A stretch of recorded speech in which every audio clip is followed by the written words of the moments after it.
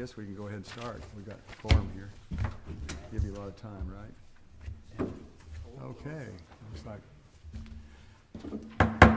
Good evening, ladies and gentlemen. Welcome to our regular meeting of the Board of Adjustment. The board was created by the city charter to hear applications for variances from the zoning ordinance requirements and to hear and render decisions on interpretations of the requirements of the zoning ordinance.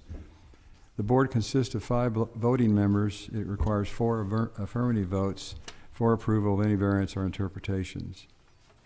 All cases on the agenda will be heard in the order listed. The order of proceeding for each case shall be as follows. Applicant shall present his case.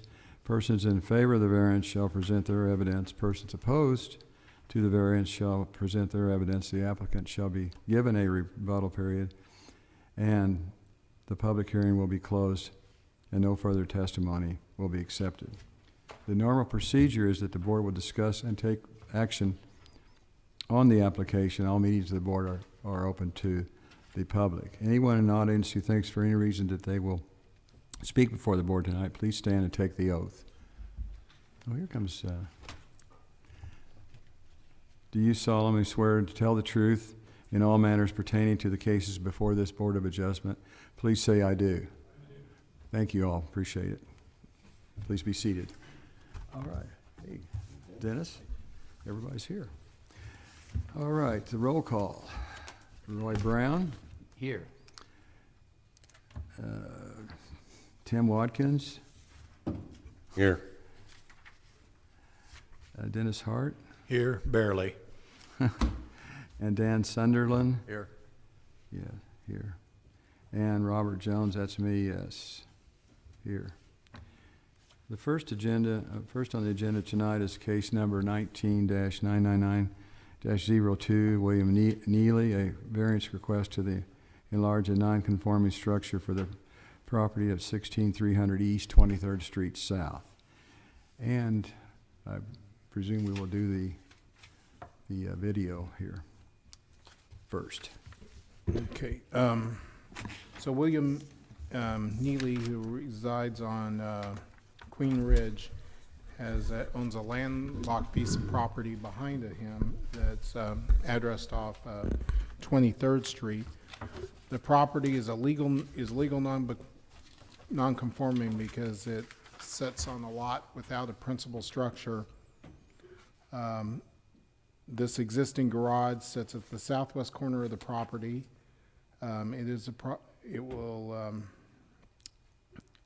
Is approximately 750 square feet in area and will be doubled in size to the east with the addition. Therefore, the applicant is requesting the variance to this section to permit the expansion of the legal non-conforming garage on property that does not contain a residence.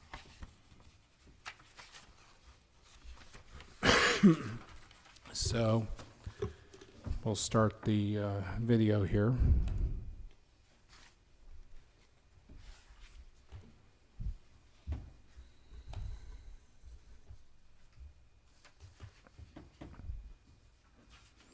And this is looking from the back parking lot of Independence Audio and Video. Okay. And there's 23rd Street right there in front of us. In the dumpster. Okay. And then, but the property sits behind here. Okay. And you can see that back in where the door is, there's a garage door on the other end. And this a man door on the other side is where the expansion would be to the east. Okay. There it is again between the two residences. This is looking down Queen Ridge, and let's see if I can. The gray Yeah. house. Sort of So brick the facade. house is the applicant's there on the left, and then you can see the existing yellow garage with the garage door back there Okay. behind this property. Okay.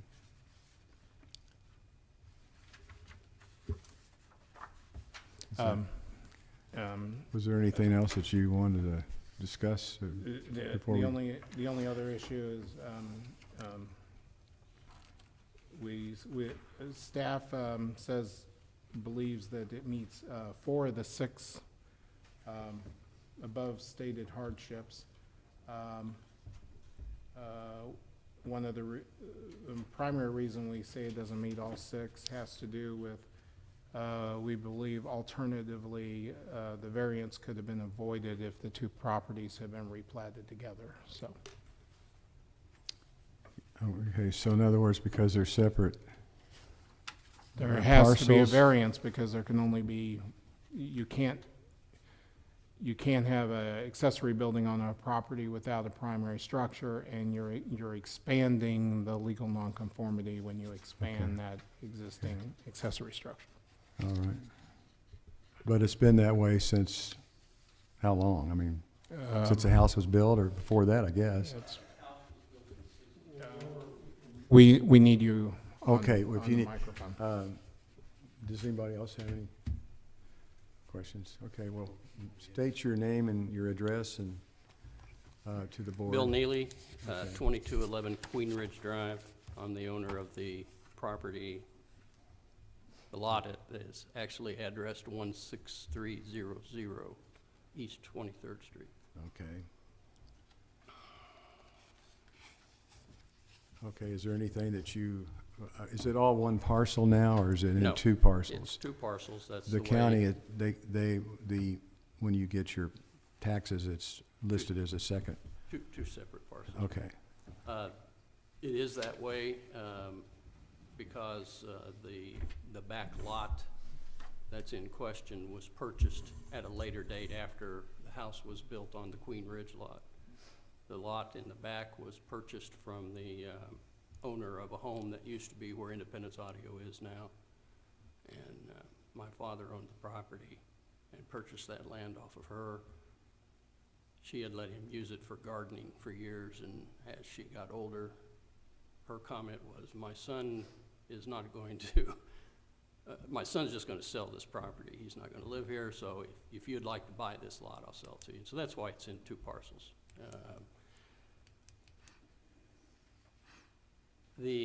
And I use it for the same purpose he did.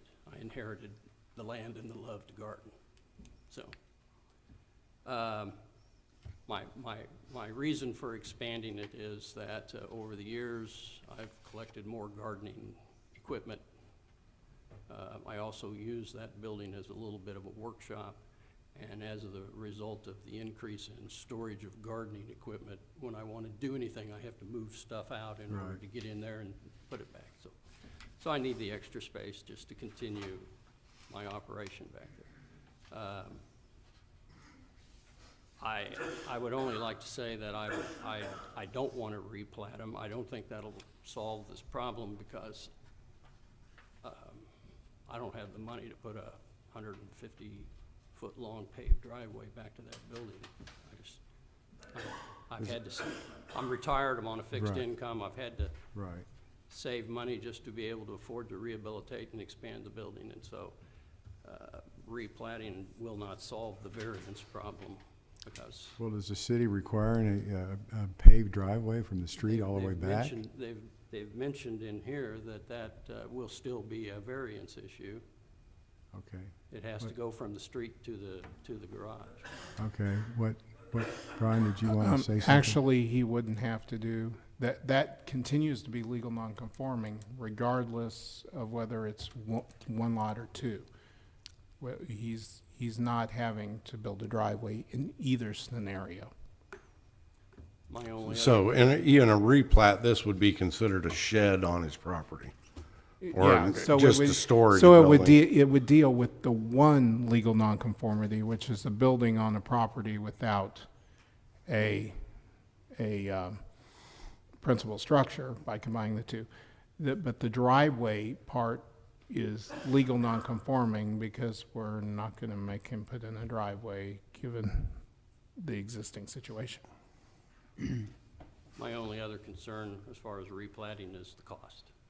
Mr. Neely? Yes. Can you speak a little bit better in the microphone? This is Pull that down, there you go. There. Okay. Does that sound better? So the main thing is the replat. Other than that, everything else has been yes on all the issues. It's mainly the legal non-conforming portion with the shed being there all those years. Is that without having it be in just one piece without? With a replat, he would not need this variance, He correct? wouldn't even need to be here. What's the cost of a replat on something like that? Well, I was told by Mr. Harker that thousands of dollars potentially to get it surveyed and meet all the needs. I don't know if that's correct or not. And in fact, Well, when our business, we used to do land surveying and civil engineering, and it's changed a lot since 1908. 1808? 1808, there you go. Since 2008. But it's fairly expensive because they've got to do a complete boundary of the whole thing. And then they have to, we always had to locate the main improvements and show the driveway.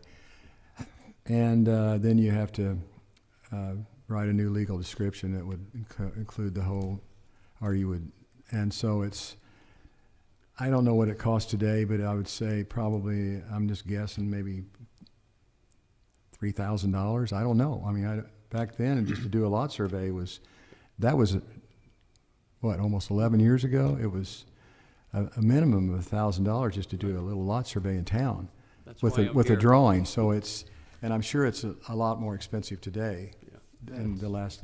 I have That's a why I question. spent So that's- $400 to be here as opposed to, I mean, we discussed that the first day I came in, and I came in just to get a building permit, didn't realize any of this other, I was advised as to the situation.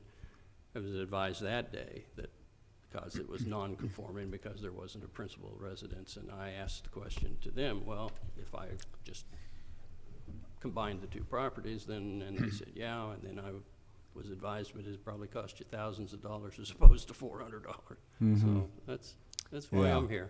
I have a question. Brian, does a replat require going before the planning commission for a minor subdivision replat? No, it would be entirely administrative. Okay. Yeah, the surveyor would do the boundary and then do all Plus the, there'd be a fee. and then eventually it would be recorded. It'd have a recording fee at the recorder's office, but it doesn't have to go through the city.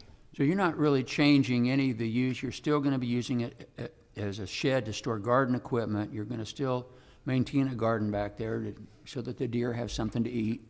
Well, I put a fence around my garden Oh. to keep the deer and the groundhogs, primarily the groundhogs. I know why Groundhog? I know why they're called hogs. Oh, really? Because they like to burrow in the ground, right? Well, and they like to, I can plant lettuce and they can, one night, just eat an entire row of lettuce. So it's, So the main issue here is just because it's not Added. platted then, or minor plat, then that's the only issue here as far as the city is concerned. Is that correct? Are you saying? Well, as the far as the the issues here you talked about on the, I think it's number 1, the requested variance arise from conditions which are unique to the subject property that are not ordinarily found in the same zoning district and that are not a result of the owner's intentional action. You've got no, this is from the staff, the property without frontage is essentially an extension of the applicant's backyard. Yeah, the reason why we answered that first one no is because this is actually fairly common.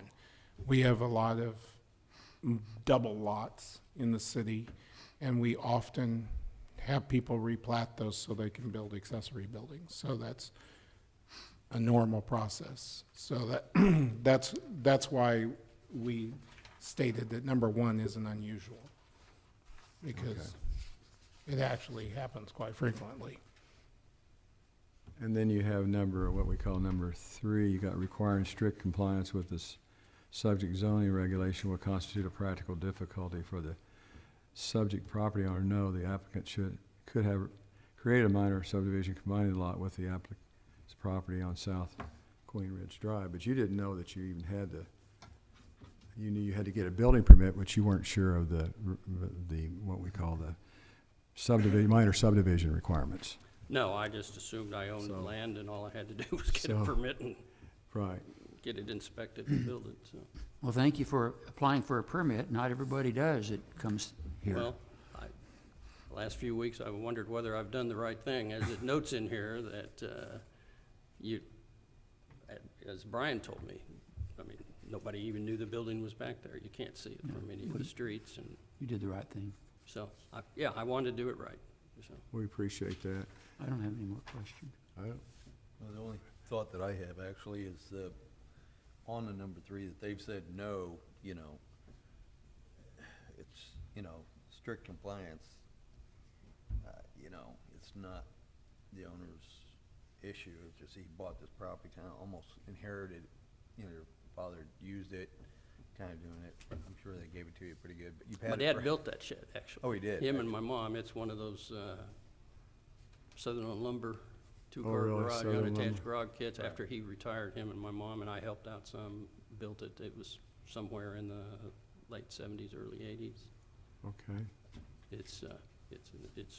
It needs to be rehabilitated, and in the process, I thought, well, here would be the time to expand it, make it so I can use it better. I guess my comment would relate to more of our discussion than questions to you. That was the only thought that I had. So I don't have any questions. I don't have any other questions don't at this time. Thank you for coming up here. Do I wait, or? Well, yeah, we'll set, Okay. we've got to do some discussion here, and, we, I guess there's nobody else. Any well, I guess I look out here, there's nobody here that's, do I have a person here that I don't see that's come to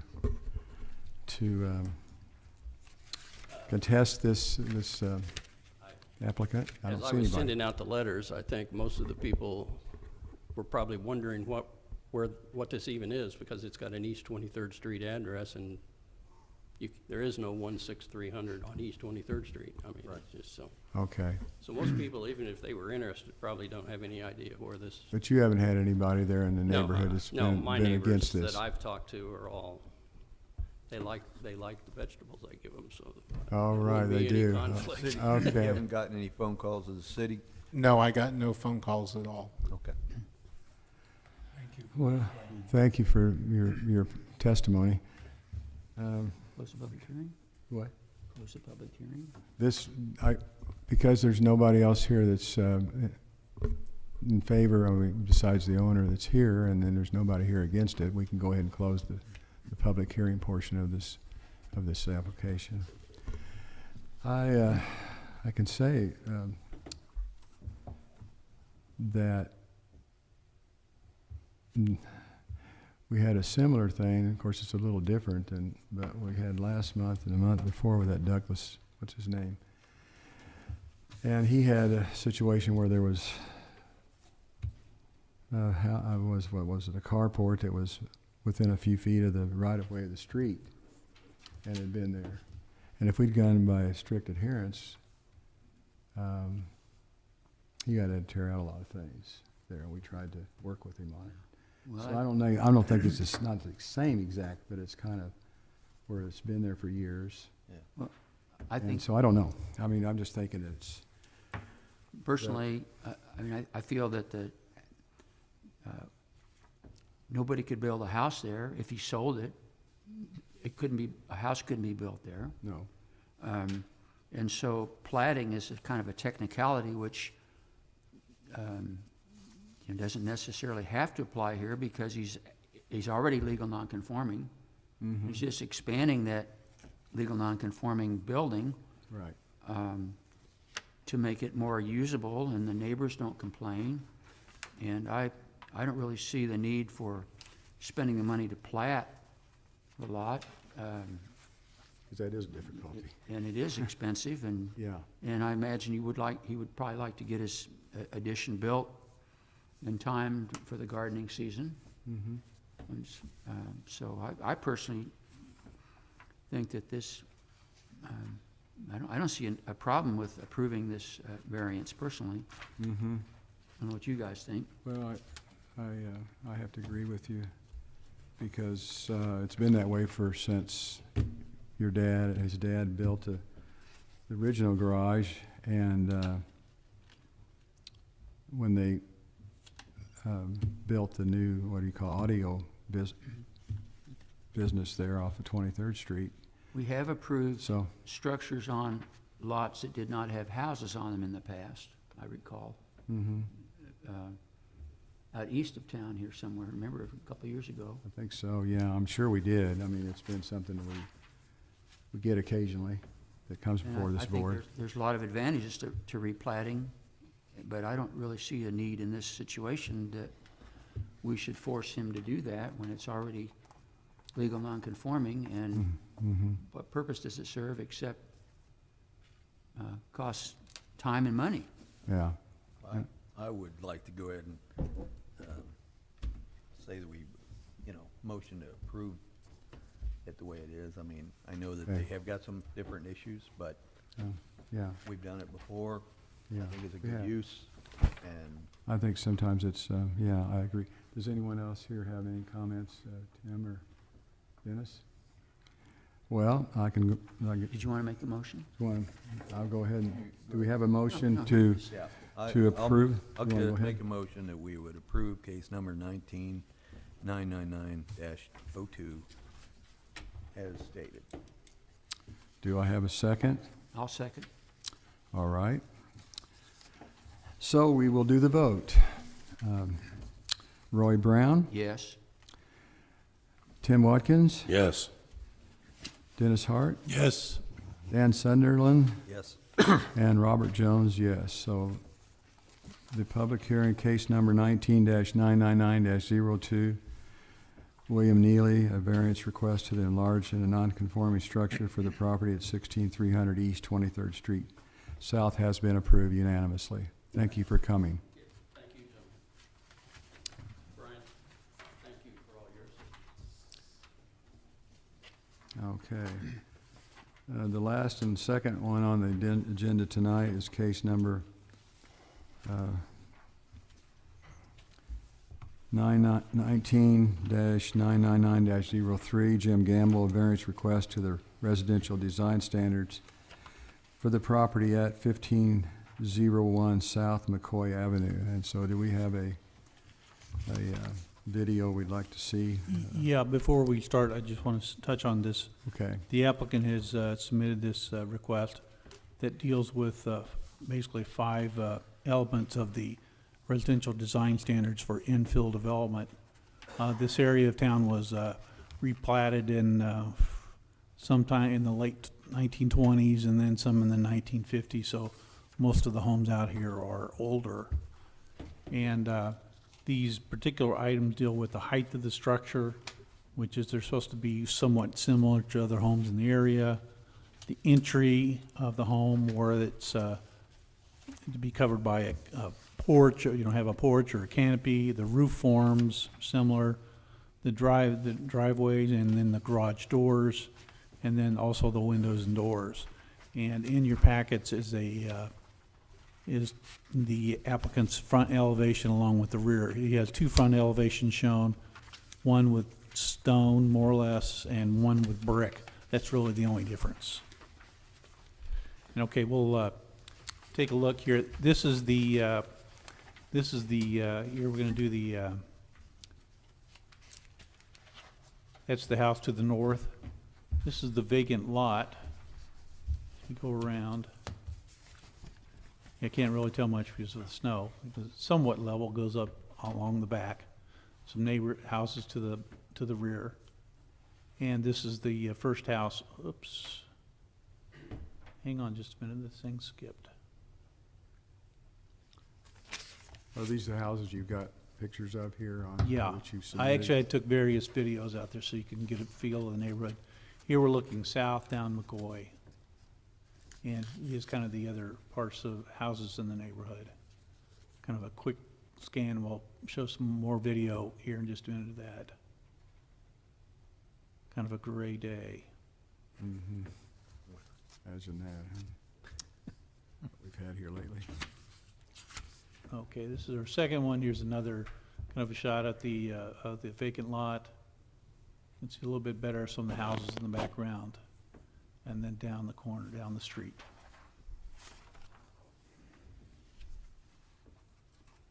And here we go. This is the side street here. Slips my mind right now what it is. And we're gonna look up, look north on Mccoy. Kind of picture what it is. 23rd Street is not very far from here. Well, several blocks. Okay, this is the first house that's directly south of the applicant's vacant lot. This is the next house that's, so this is two houses down from the lot, and this one is the This is the one one that's that's directly south 1507. of the proposed house. Okay. With the stone, As you can see, the pictures that are in Neighbors. your thing here.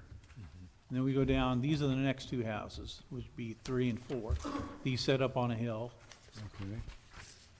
This one was recently painted and kind of upgraded. That's the one that's 1537 South McCoy Avenue, the one you just showed? Could be, yeah. Okay. Okay, now, there's, you have to, because there's only really 4 houses on the lot, on the block, excuse me. Now, Charles here doesn't go all the way through, but that is a block. It's where these two stop. Trying to figure out. Okay, so we're gonna do a little tour of the neighborhood here. Okay, this is across the street from those houses that we saw. These are the houses on the west side of the West street. side. Just kind of going north from the south end. Okay.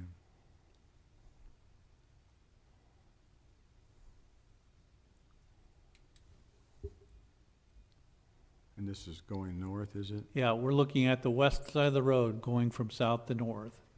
And the applicant's property is kind of right behind us along here. And this, we go up to the next street to the north, and then we stop on the west side of the road. Okay.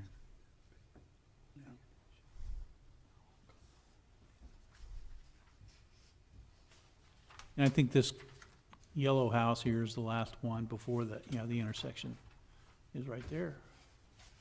So is that, that's not Francis, though, that's another east-west street? No, yeah, that's a different street, and I have another This one here. North of Francis. For some reason, it's not going over there. Doesn't show here. Okay, and then here, we're on the east side of the street, on the north of the applicant's property. Okay, And this is like 2 or 3 houses north of the corner of the intersection where the applicant's property is. okay. And Sure. we go south. Here, so you can, That's fine, gives you a please. pretty good idea what the neighborhood looks like. Okay.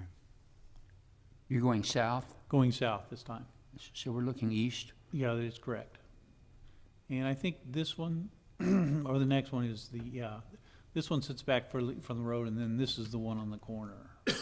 This one there that you got there right now, that you're passing? Yeah, that's the This- one that's directly across from the applicant's property, which is over here where my pointer is. Well, I guess you can't see the pointer. But, and then we'll go and see, there's the applicant's property right there. Okay. So did you want to see any of those again, or everybody good with that? So it's just, But the primary is those 4 houses that are directly south of the applicant's property, as you have in your packets. yeah. These here. Yeah, that's They're- right. They're all south of the, Uh-huh. Most of the cases, you can see, they say houses on the same block. These, similar to those found on the existing structures within the same block. Well, this particular where it shows the photo here was before they did demolition. Did they go ahead and, was there a house on it, or was it just vacant? Well, there's actually two lots there. The applicant replatted, or the property owner replatted it into a single lot. Okay. And there was a house there before, I don't know, a year ago or so. Okay, but it's been. Yeah, torn it's down. gone. It's gone. Maybe a year or so, I don't know. And so we have, I guess, do we have a copy of that plat itself, or? I didn't provide one. I didn't know that, I mean, they went through the whole platting process Okay, last So it was fall. approved through the city? Yeah, it's Okay. done and recorded. Okay. So And this- Mr. Gamble is here to, Okay. And so. All right, do we have someone here that's representing the owners of the property? Just state your name and your name and address.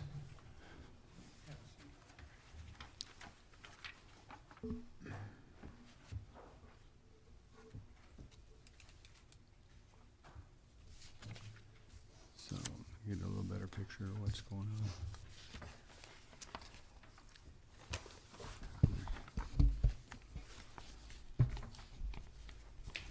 Mr. Chairman, members of the Board of Adjustment Commission. My name is Jim Gamble. I'm an architect, and I've been one in Independence for quite a few years. And I live at 3500 South Mize Ridge Court in Independence, Missouri. I represent the owners tonight.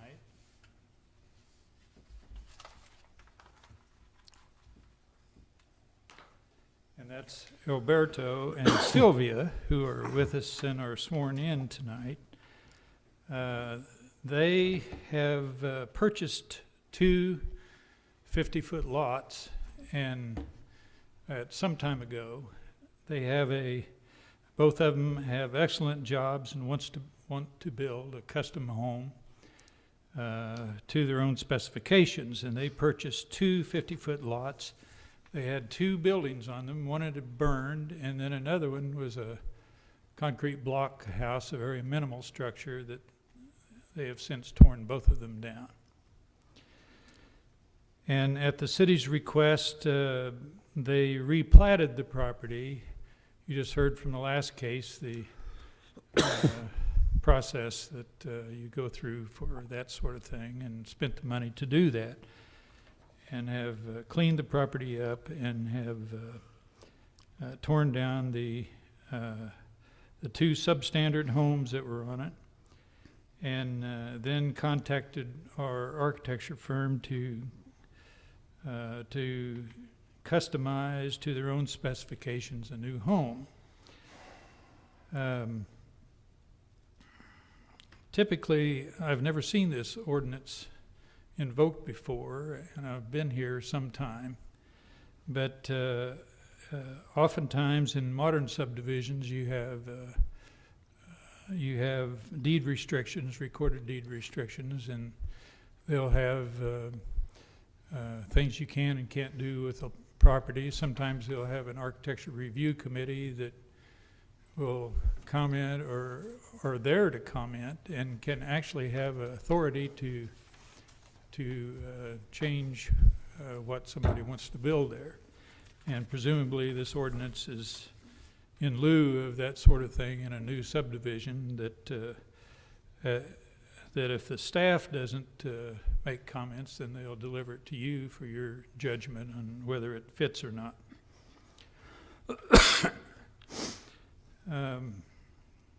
Most new subdivisions don't permit an outbuilding, but it's common in this neighborhood in Mccoy Street, and a second garage is a desirable thing that they wanted to have, and perhaps that was part of their thinking of purchasing these properties in this part of town. There were several things brought up by the staff. Setback was one of them. What is the appropriate setback?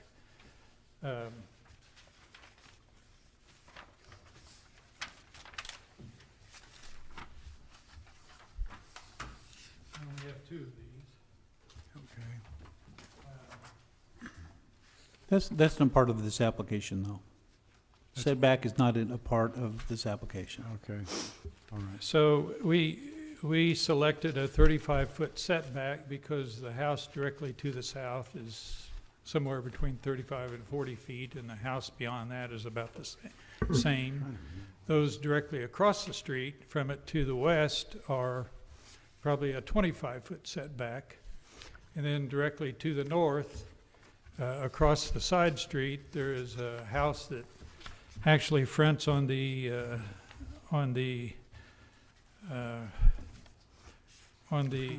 other thoroughfare that tees into Mccoy Street. And it has about a 30-foot side yard. The next one, as shown by the staff, has a house that sets way back, probably 60 feet. And then the next houses, there's about 4 of them after that. They're all 25-foot setback. So there's a Duke's mixture of setbacks on it that we selected 35 feet.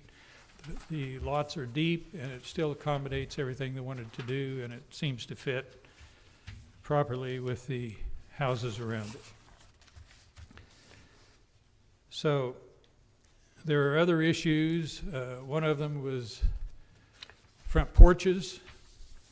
If you will look to the houses directly to the east of it, 3 houses right across the street have no front porches whatsoever.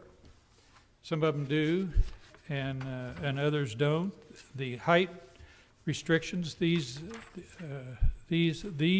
house is, with the clear story windows, is some 24, 25 feet high. But it's a single-story home, and there's a house directly across the street that has a 12 and 12 pitch on it that probably is about the same height, but most of the others are something less than that. Garages. The garages, I would say, when most of these houses were built, most of them were built without garages. Since then, they've added on to them, or sometimes they had garages, single-car garages for the most part.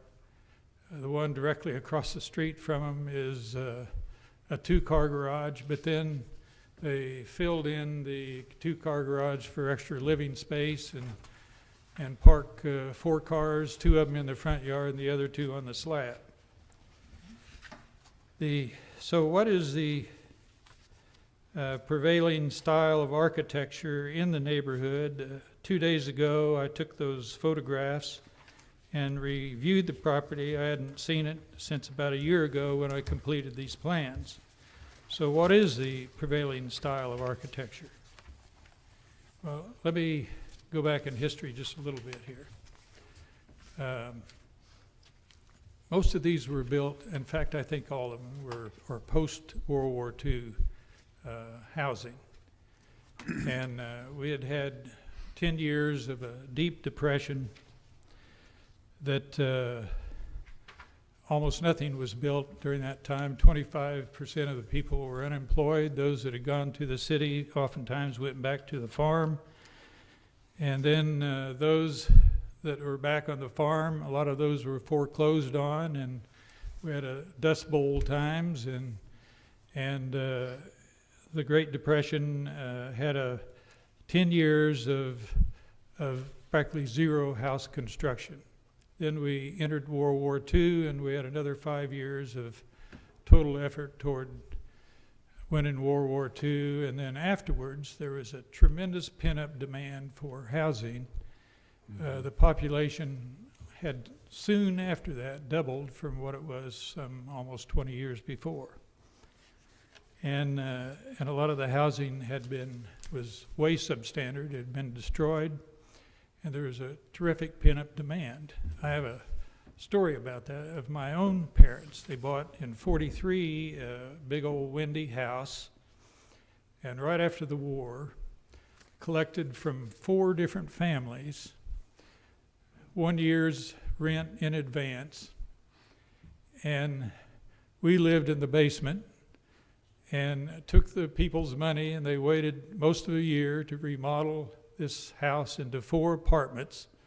And then they lived in the 4 apartments, and we lived in the basement until times got a little better, and we took over one of the apartments, and then eventually the whole house. But that's an amazing thing that somebody would trust you with that amount of money and wait a whole year for housing. But that was the demand for housing at that time. And so what you see in this neighborhood is a response to that. And so what kind of housing is there? I went to look the other day, and I was thinking maybe these were craftsman houses of the earlier part of this century, or maybe there'd be a few Victorian, or some big house might be a Queen Anne or something. The best, I think, description of this is basic housing. You have a rectangle built, you have gables on the end. If you dress it up, you might have a gable on the front porch, or you might have a shed roof on the back. And the houses are 1,000 square feet, or maybe 1,200 square feet, or they might add a garage at some later time. About every 4th or 5th house, there's a garage that's built, an outbuilding for them, and I'd say every other property has an outbuilding of one kind or another. And that's probably some of the appeal to this property for the client, that they wanted a second garage. So it's probably been 50 years since there's been any new construction in this neighborhood. Most of the time there will be a fire or something, and a house will burn down, and there will be a vacant lot. Maybe the adjacent property owner might build it, and they might do an expansion, but mostly they don't. And so that's kind of a problem for the older part of Independence, where you have this post-war construction, and you don't have any upscale. People move to new subdivisions. They go out further, and the old part of Independence is left without redevelopment. But we have a couple here who is against the trend. They want to build a new, larger home. They want to incorporate the full modern amenities for it. They have utilized a modern design because that's important to them. They want this type of design. I just recently did one in Kansas City, Missouri. There's no such restrictions in Kansas City. Somebody wanted a modern house, we built one, but here there is one, and that's why we're here today before this body. They've spent a considerable amount of money in the acquisition, tore down 2 different houses for it. They have put the properties together at some expense, and so what is the proper way, and what is the proper mix of how you mix architectural styles, and what is suitable and what isn't for it? I have an example I want to show you, and I'll comment about it.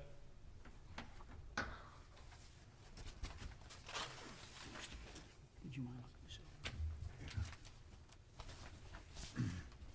This is 4 pictures of London, England. There's the And Tower it of shows London. on the first one, right in front of it, the London Bridge, which is hundreds of years old, right next to super modern glass structures that are of a geometric design that had never been conceived before. And so why do they mix these? Because in this case, it's not the same as what we're doing in an old subdivision. But in this case, the property is worth high value, and they have mixed and matched, and sometimes not matched, but they put these together because there's new types of construction that comes to pass, because there's more wealth, and because more resources are put together for it. And that is what my clients want to do. it's their desire to have a modern style of architecture, and they are providing a spot of new vitality in an old area that is I think, a credit to the property. And it's a very nice property on the inside. It has vaulted ceilings that are cathedral ceilings, and it has the ability to utilize some features that clear story windows on the outside. So I'm here to answer any questions, and my clients are here with me. If there are any questions that we can provide to the commission, then we'll do so. Thank you, sir. Okay, thank you. I have a just quick question. I didn't see an elevation height of the I think house. the staff scaled one. I mean, it doesn't have to be exact, but I was just kind of curious. Yeah, it's roughly 26 feet to 26.75 feet to the top of the structure, and then you take away the clear story, it's about 21.75. I had to scale it from Okay. his drawings. It's still a one-story house. Right. There's hardly any two-story houses in the neighborhood, though occasionally, if you look, there's some. Or there are attic spaces that have been finished off. The house right across the street is probably as high as this one is, Or maybe even higher, possibly. probably because it sits down lower on the street, but looks like a two-story. Well, that's kind of a deficiency. I think they might have resurfaced or repositioned that street in the past, and Yeah, those on the west have a fall off there. right. So they're 100-foot total frontage now, is that correct? Or they're 2 50-foot lots? We hired somebody like Jones Survey to put it together, yes. Did we have anybody that has come to the city against this particular? No, you know, I don't think I received any calls on this Okay. case. All right. So you're trying to build, what you're talking about is a big house in an area where there's small houses. It's not a gigantic house, but it's a Yeah. comfortable mean, I'm house, just- and then the Right. basement is capable of some finish also. What?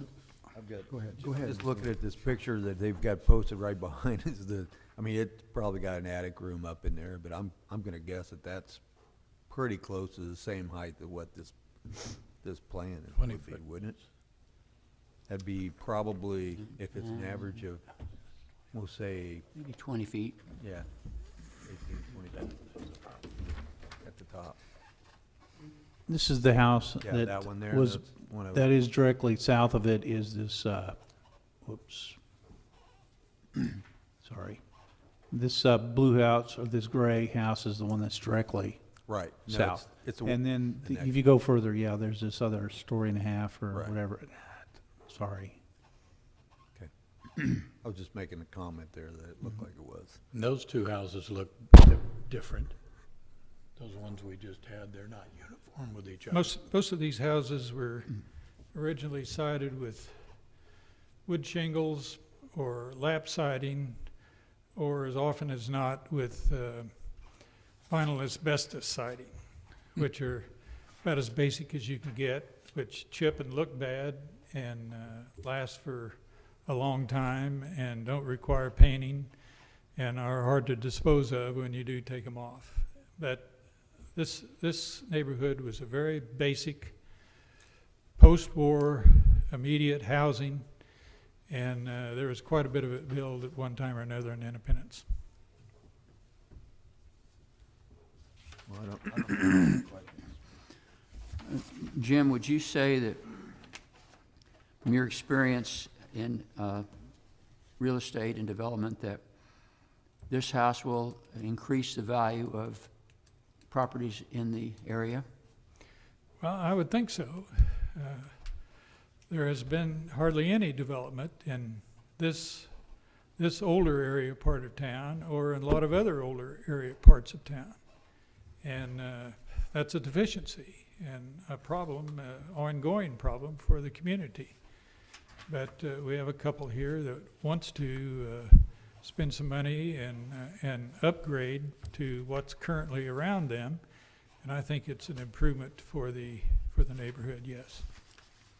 And as you know, we have to deal with these 6 criteria.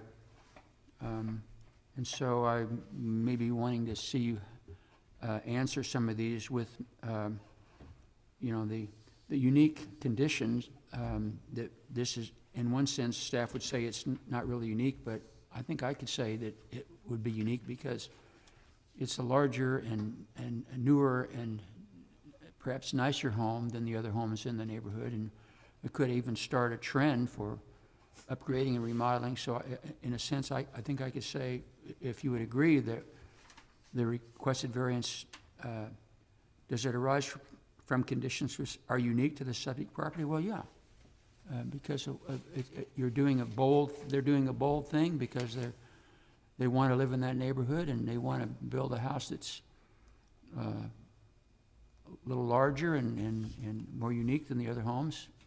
Well, this lot permits the second outbuilding. It permits the outbuilding that's a second garage, whereas a new subdivision would not. And they did plat it. But they replatted this to get a larger lot. These lots had quite a bit of depth to them anyway.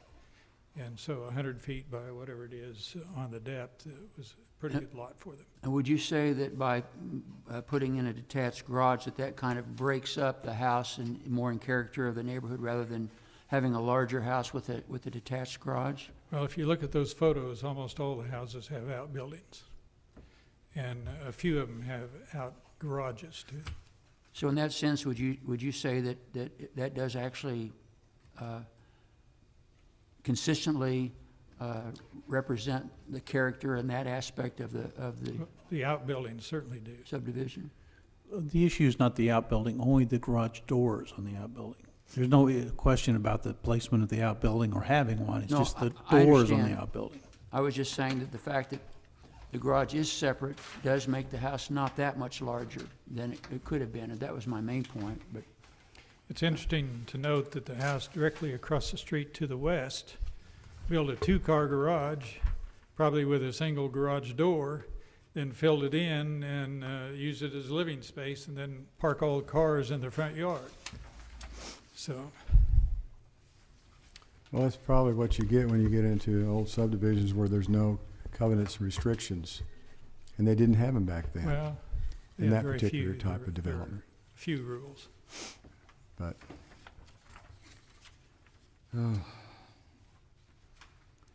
Is the outbuilding to be used for living space, No, not living space. I think work on cars? Work on some old cars or new cars.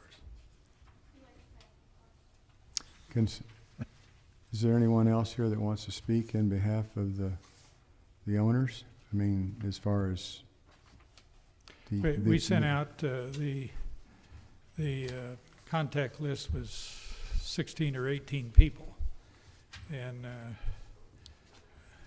apparently we haven't heard from, the staff hasn't heard from anybody telephonically, and there's nobody here. And as far as you know, there's been not any No, you haven't had anybody contact that's been or protesting objections. this. Objections.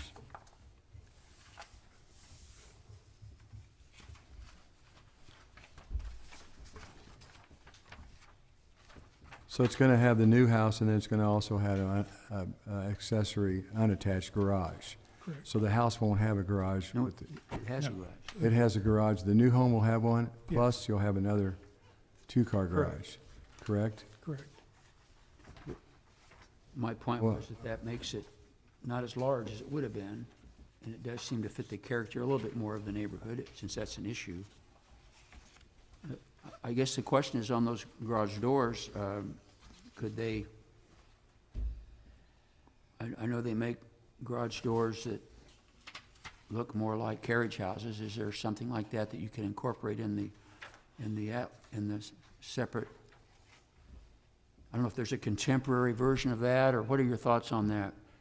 Well, you have a copy of the front elevation. A carriage house type of door would not go with this style of architecture. And we're not trying to create something that would be totally incompatible with what the design is. Okay.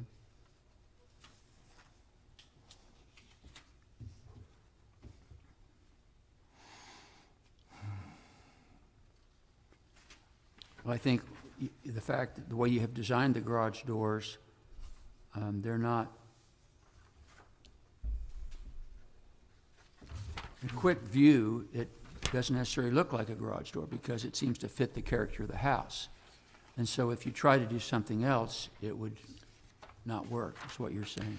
I think so. I think that's the reason the rest of the houses around there don't have two-car garages is because when they start out, they didn't have any garages, most of them.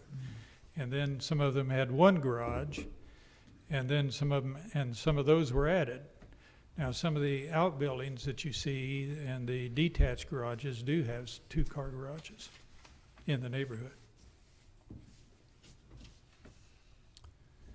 All right.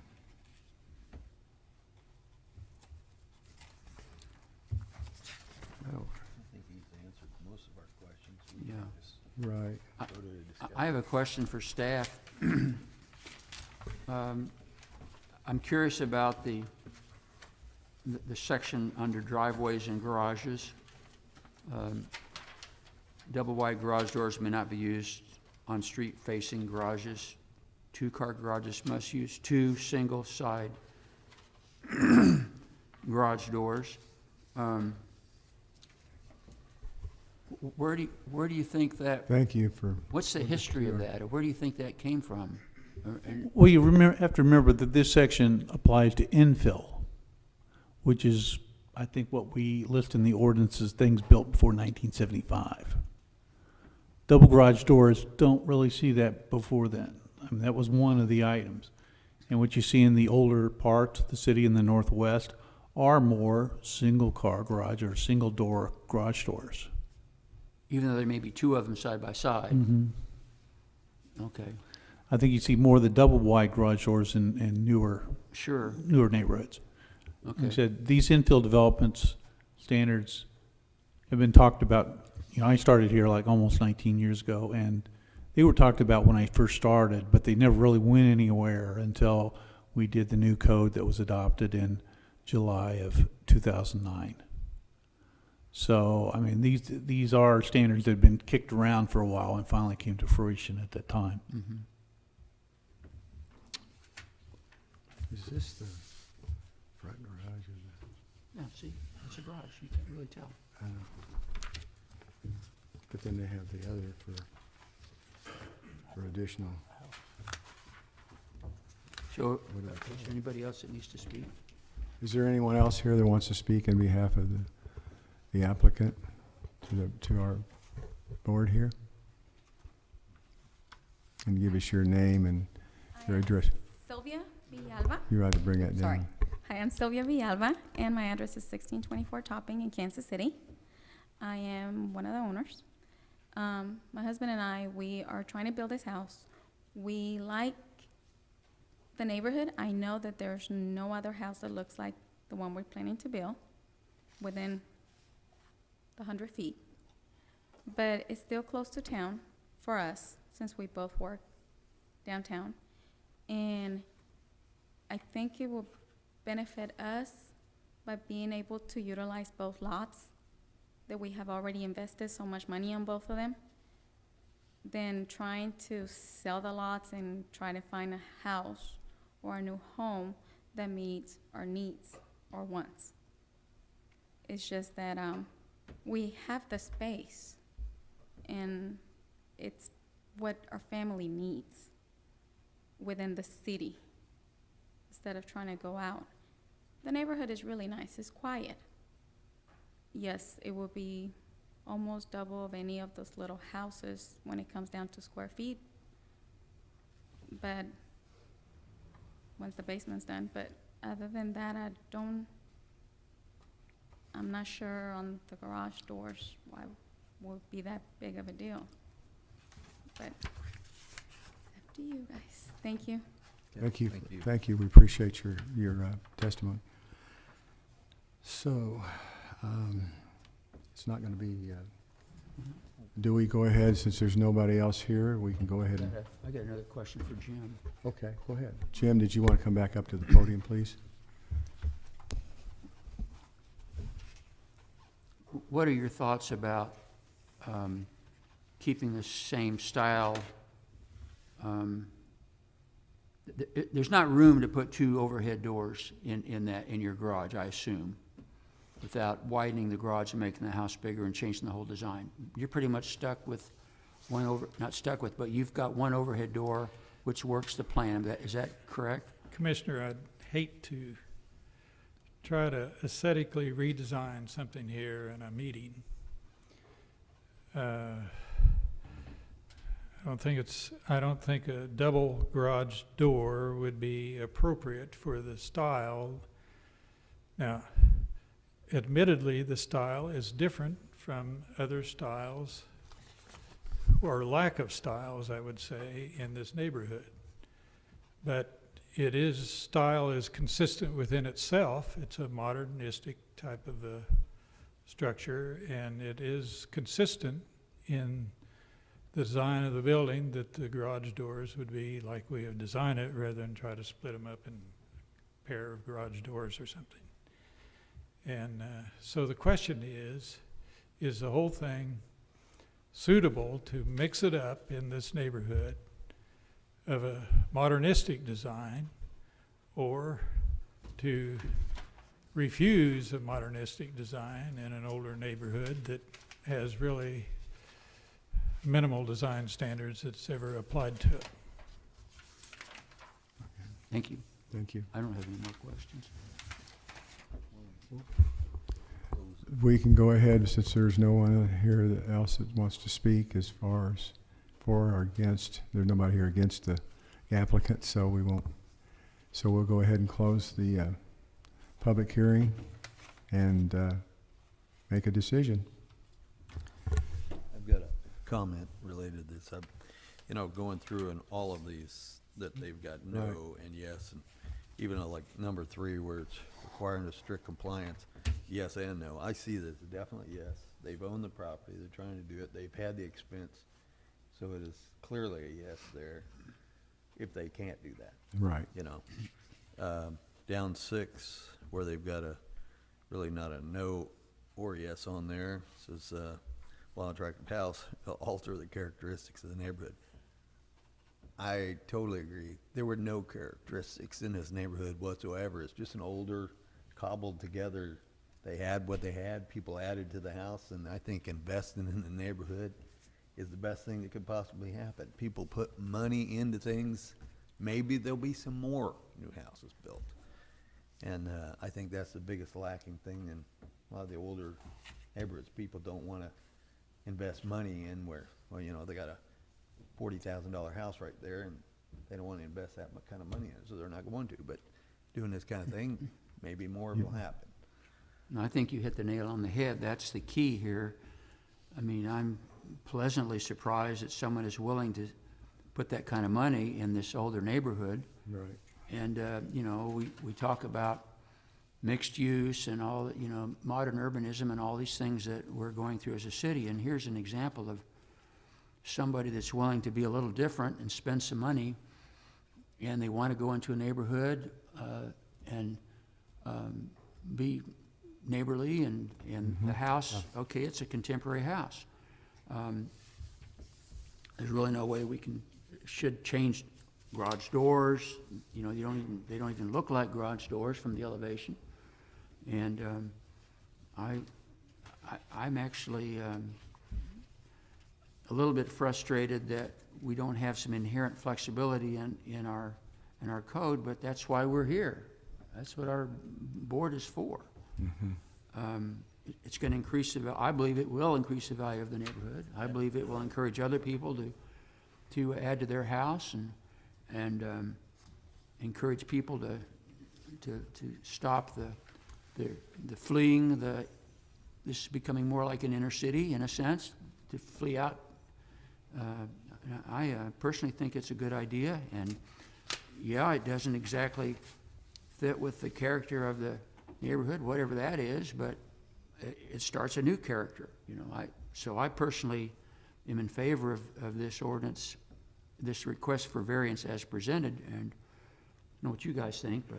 Well, I was just thinking, a lot of times they are investing a lot of money in this particular, with the lot, or doing the demolition of the burnt house, the other one, which was in, well, bad shape, I guess is a good word.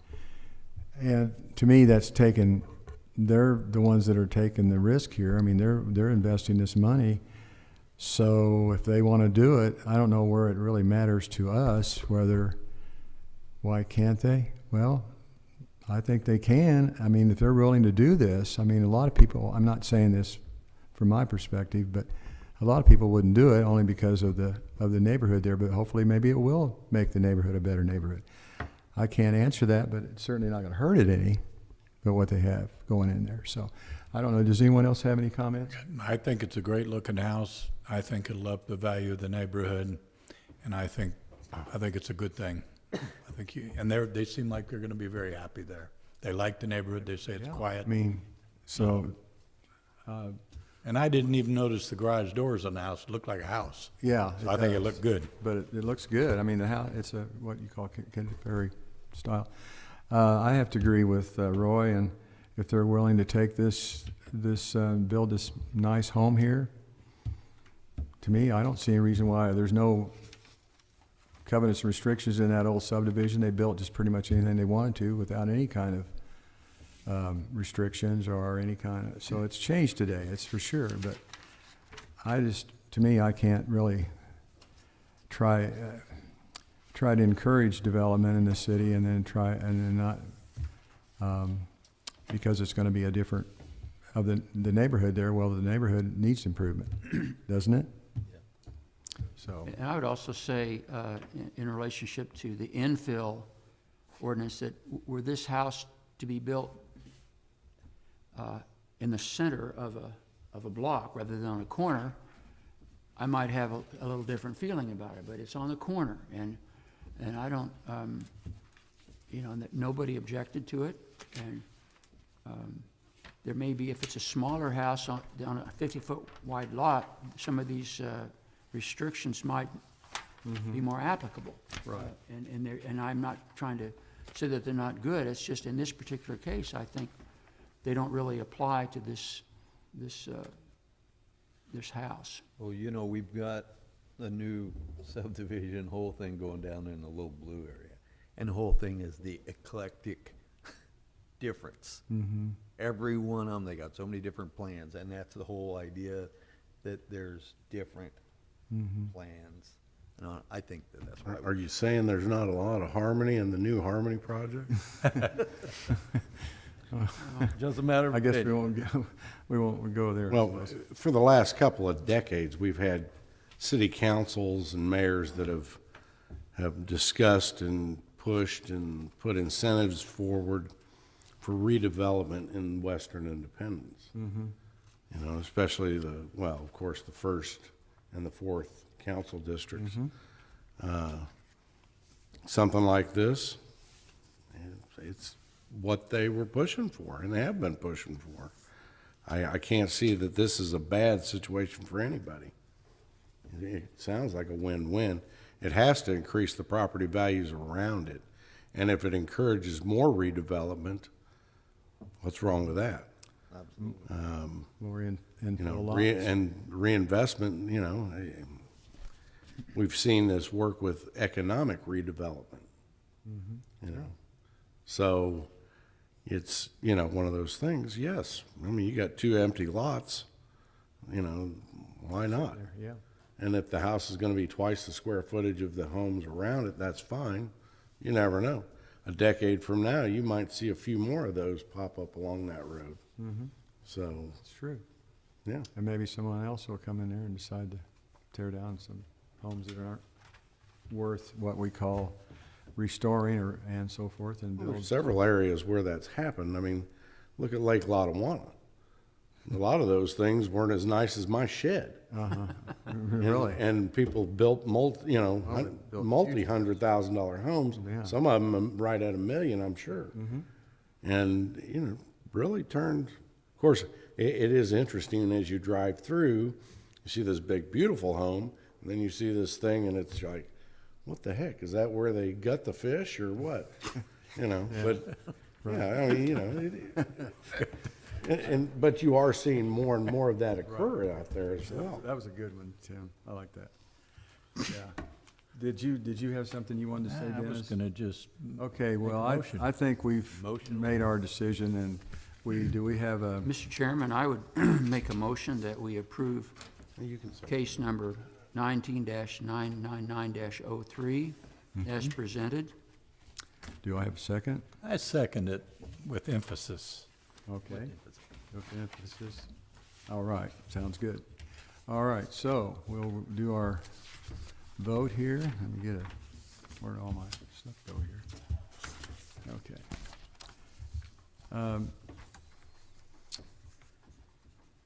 Roy Brown, Yes. Tim Watkins, Yes. Dennis Hart, Yes. Dan Sunderland, I'll get it right here in a minute, Yes. and Robert Jones, yes. So, case number 19-999-03, Jim Gamble, a variance request to the residential design standards for the property at 1501 South McCoy Avenue has been approved unanimously. So, I think the only thing we've got left now is the approval of the minutes from the... Welcome to the neighborhood. You're all welcome. Thank you for coming out. Yeah, you're welcome. I appreciate you coming out, all you folks. So the minutes, we're just gonna approve those by voice, the minutes from the January the 17th. Do you see anything on there that looks like it's not, All look pretty correct to me. all looks good to me? I mean, we, Best I So- can remember. best you can remember. Well, all right, so I'm gonna just, approval of the minutes from Oh, yeah. the January 17th meeting. Well, if those- there's no objections, you just consider them approved as submitted. Okay, I'd say just approve as submitted the Yeah. minutes from the January 17th, 2019. Those in favor, say it by acclamation.